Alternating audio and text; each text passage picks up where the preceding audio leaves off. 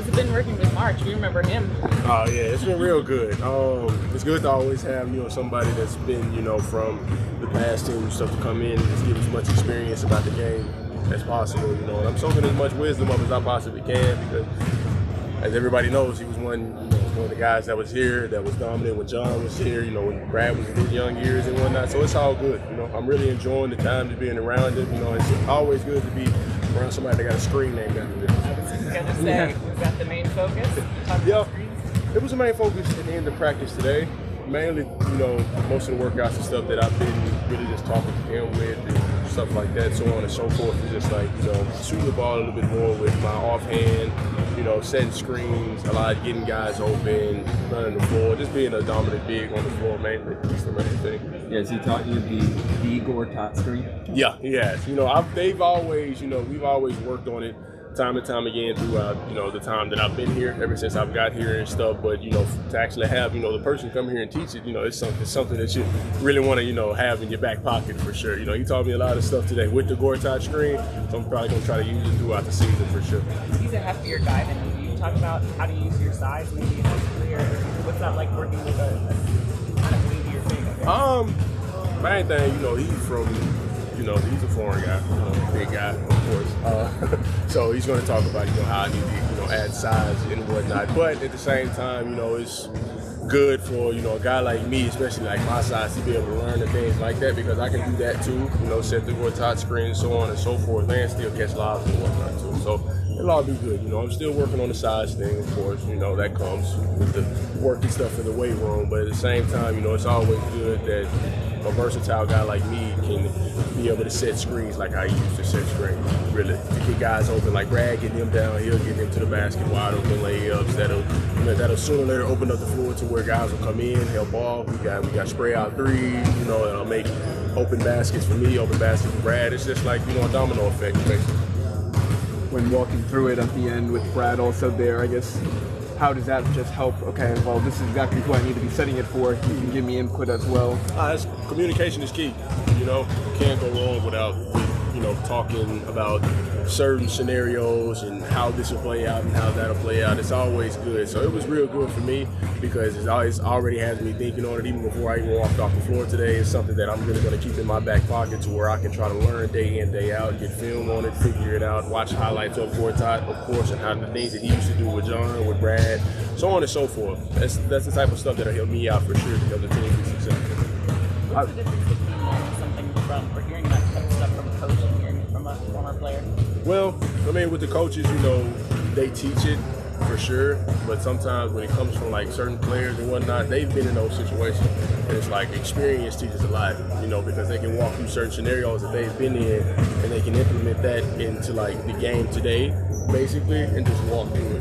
Visual learning and hands-on learning is the best type of learning for me, really, and it helps me think on more. It helps me really just get to the point to where I can have it in, the back of my mind to where I can come out day in, day out and really just think about it, and figure out ways how I can implement that to the game and help us out on the floor, offensively, defensively, whatever. Obviously, happy belated birthday. Oh, thank you. How did you get to spend it over there? I spent it with my wife, of course. We had a real good time. We enjoyed it. We did a couple of things. We went out for ramen.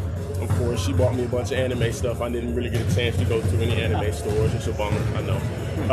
But all in all, I really enjoyed it. Just being able to spend my birthday in a whole other part of the world is something that a kid could dream of. You could ask me at 15 if I would ever thought I would have been in Japan on my birthday. I would have told you no. How would you grade the dinner that Rui organized? It was good. I liked it a lot. It was a different variety of foods that was brought out in the hibachi restaurant that we went to. It was a bit different when it came to sauce and stuff. I'm a bit more of a salty guy and than a sweet guy. So other than that, it was great. I don't complain about food. So. I wanted to get back to screen. Is it harder for you to know how to screen or like when to screen in the offense? I say how to screen because you know when to screen because if the guy tells you to come to the screen, if you know when to screen during like in a certain point of the shot clock. I say how to screen because it's a lot of real versatile defensive guys in this league. They're quick, they slide their feet well, and there's a lot of strong defensive guys at point guard too that are guarding. Most of the time, the guard that is coming to receive the screen, whatever. So when it comes to that, guys are slipping under the screens.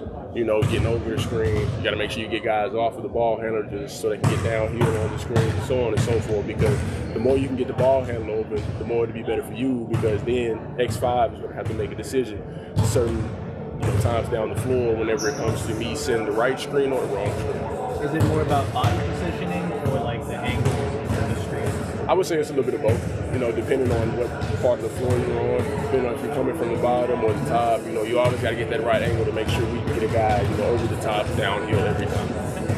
You had some nice assists in those first 2 preseason games. Has passing been a big emphasis for you? Yes. Today, just like the coach was talking to me about, just keeping my boys at the top of the floor. It's a lot of times where I've been seeing myself on film and whatnot, getting the ball ripped from me, or guys being over aggressive when it comes to me having the ball up top and stuff. So being able to really just withstand that pressure, defensive pressure, and just holding my boys in certain situations like that is what helped me, make those passes. And just really just having the confidence to make those passes. Once we have the right offense to where it set up those passes and the back cuts and stuff, and it gets guys open, so gotta hit them. What's it like learning the timing of NBA defenses as far as your own passes go? Oh, I mean, it's just like clockwork. It's perfect. I'm always, like I said, I'm always a hands-on learner. So being able to learn something in that given situation is perfect for me because I can really just have layover from, the workout or the practice or whatever we did to really just talk about that certain situation and bring it to the game. And that helps us out a lot because it opens the floors. I can't even talk. It opens the floor up for us a lot. Correct me if I'm wrong, but I assume when you guys are doing live stuff, you're matched up with KP a lot defensively. I guess, what has that challenge been like for you to try and guard somebody of his? It's been a real good challenge because most of the time whenever we play against like a pick and pop big, of course KP is a pick and pop big. It comes to the point to where it helps us to where we have to communicate a lot more.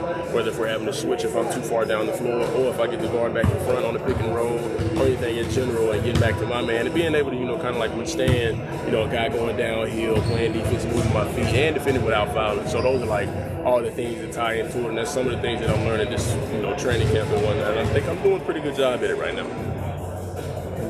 What were some of your takeaways that you like from your time at Japan games? In Japan games? Like, what do you mean? Some of your takeaways, maybe from the offensive end, the defensive. Oh, with the team? Really just, having the confidence to take certain shots.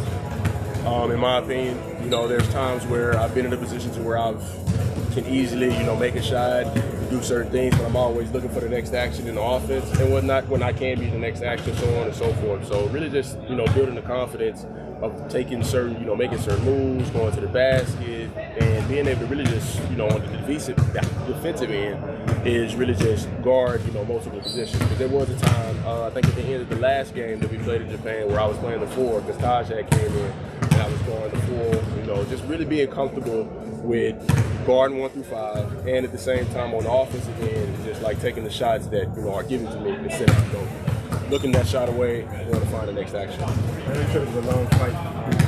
Any Switch recommendation games? Switch games recommendations, Super Smash Brothers, of course. I play Super Mario Odyssey a lot. Really just any Mario game. You can't go wrong with Mario. That's the OG. Other than that, there's a good game coming out called Bayonetta 3. If you play Bayonetta 1 and 2, I'm pretty sure y'all know what I'm talking about. What? Bayonetta? Bayonetta. Okay. Yeah. It's like a game about a witch, Yeah. So it's a little dope game. If y'all ever get a chance, look it up. Don't be, under the age of whatever it says, because it's a bit of a explicit game, in my opinion.